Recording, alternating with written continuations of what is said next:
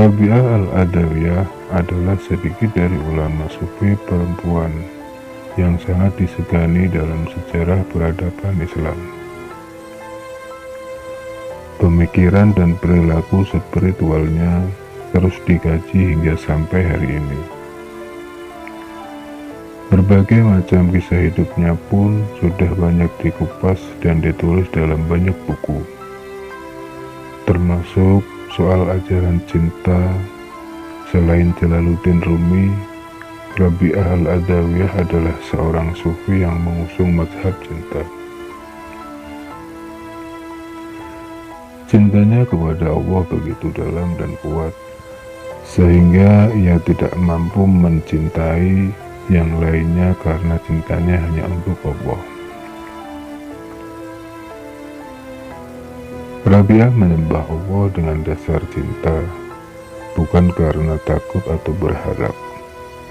Sebagaimana kebanyakan orang, karena saking cintanya kepada Allah, Rabi'ah pernah berujar bahwa ia tidak mendambakan surga dan tidak takut kalau dimasukkan neraka. Rabi'ah dikenal sebagai hamba yang sangat patuh dan taat kepada Allah. Bahkan setiap hembusan nafasnya selalu diiringi dengan zikir kepada Allah. Dalam urusan beribadah kepada Allah, ia adalah orang yang sangat istiqomah. Ketaatan yang begitu tinggi kepada Allah membuatnya dikenal sebagai wali Allah.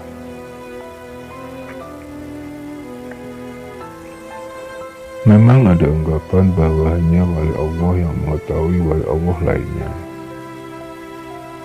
Tapi sebagaimana yang dikemukakan Syekh Yaruk, setidaknya ada 3 sifat yang dimiliki seorang wali, yaitu mengutamakan Allah, berpaling dari makhluknya, dan berpegang teguh pada syariat Nabi Muhammad SAW dengan benar.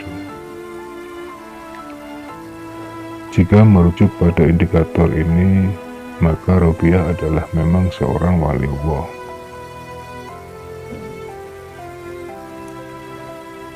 Selain 3 tanda tersebut, seorang wali Allah biasanya memiliki karomah.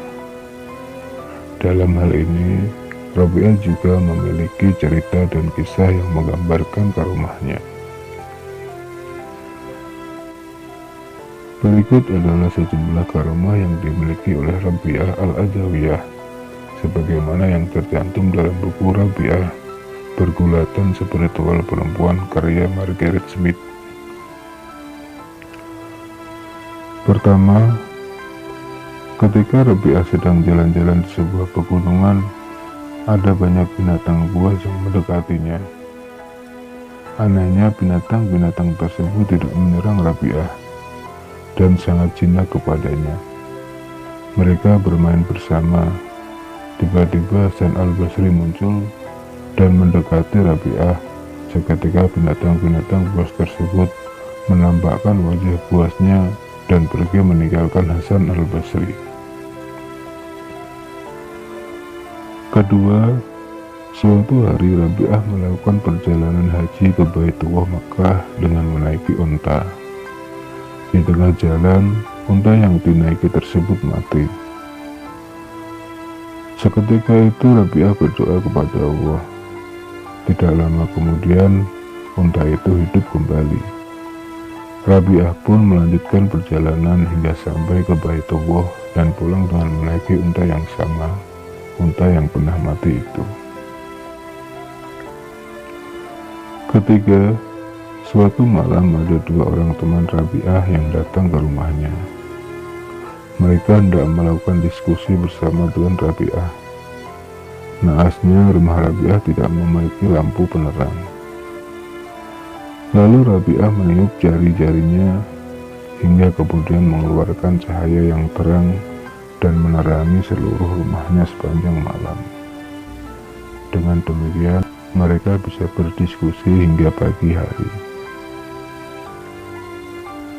Keempat, pada suatu malam rumah Rabi'ah didatangi oleh tamu yang tidak diundang.